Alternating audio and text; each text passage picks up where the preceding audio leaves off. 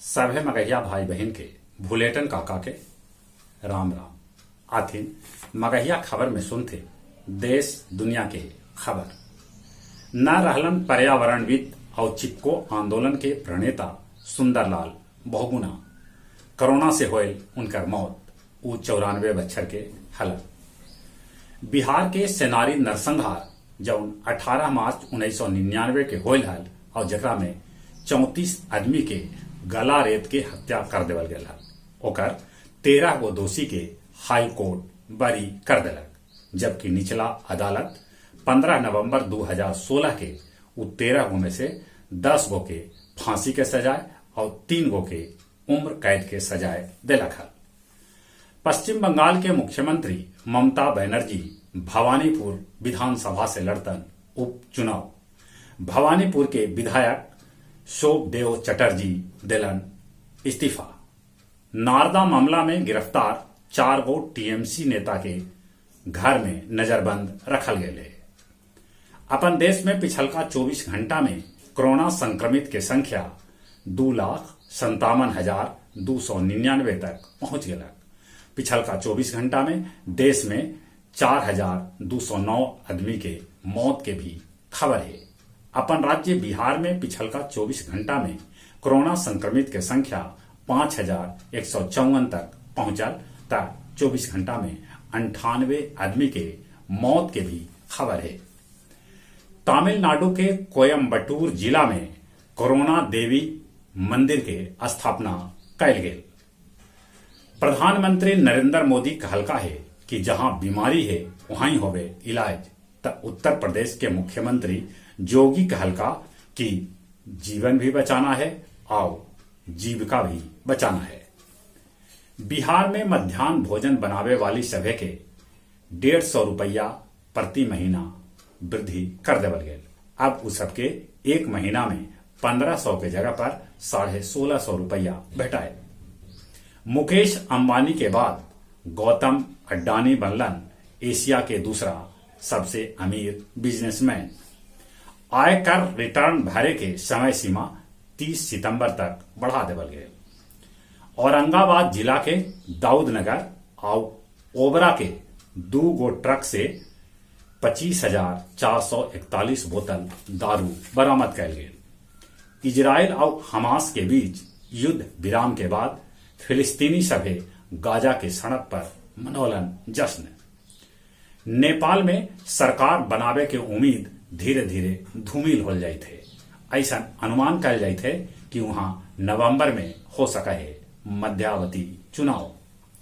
जलवायु परिवर्तन के खिलाफ ऑस्ट्रेलिया में छात्र सभे सड़क पर उतर के प्रदर्शन कैलन। ग्रीस के जंगल में आग लगल है। जंगल के 5000 एकड़ में आग फैलल है। पाकिस्तान में उठ रहल है सिंधु देश बनावे के मांग। पाकिस्तान के कराची में आंदोलनकारी नारा लगौलन 1971 में बनल बांग्लादेश, 2021 में बनल सिंधु देश। भारतवंशी अण्वी ऑक्सफोर्ड के छात्र संघ के अध्यक्षा चुनल गेलन। सरसों तेल के कालाबाजारी मामला में गया पुराने गोदाम से 3 आदमी के गिरफ्तार करल गए। गया नगर निगम के कचरा में मेडिकल वेस्टेज फेंके पर हो सका है 1 लाख रुपया के जुर्माना। मगध मेडिकल कॉलेज में कल 1 कोरोना रोगी के मौत होलक।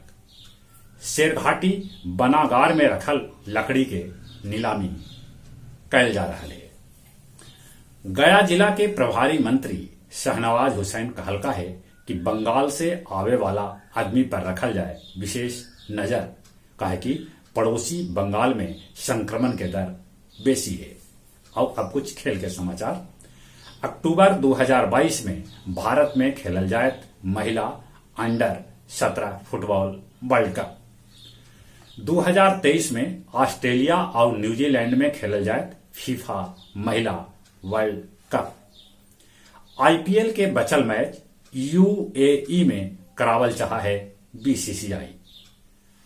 70% जापानी कंपनी न चाहतन कि उनकर देश में टोक्यो ओलंपिक होवे। इंग्लैंड के तेज गेंदबाज जोफ्रा आर्चर के होनी के होए सर्जरी। सीपीएल माने कैरिबियाई प्रीमियर लीग के तारीख घोषित कर देवल गए। सीपीएल 28 अगस्त 2021 से शुरू होत और एक फाइनल 19 सितंबर 2021 के खेलल जाए। जहां तक मौसम के सवाल है, मौसम तो अजबे करवटिया ले रहा है। अब मौसम विभाग सूचना दिलका है कि उड़ीसा और पश्चिम बंगाल समेत 5 राज्य में यास तूफान के खतरा बढ़ गया है। 26-27 के अंडमान निकोबार में यास दे सका है दस्तक, माने फिर से पानी बरसे के उम्मीद है। मौसम के बदलाव से बचते, कोरोना से बचे लेल मुंह और नाक पर मास्क लगाते, सोशल डिस्टेंसिंग के पालन करते, बाहरे से घरे आयला पर नीमन से हाथ साबुन से धोते और दिन भर में कम से कम 5 बेर हाथ जरूर धोते। अगले कोरोना वैक्सीन न लेते है तो सुविधा हो गई तो वैक्सीन लगाते और चली अपने सगे के एक बेर फिर से बुलेटिन काका के राम राम।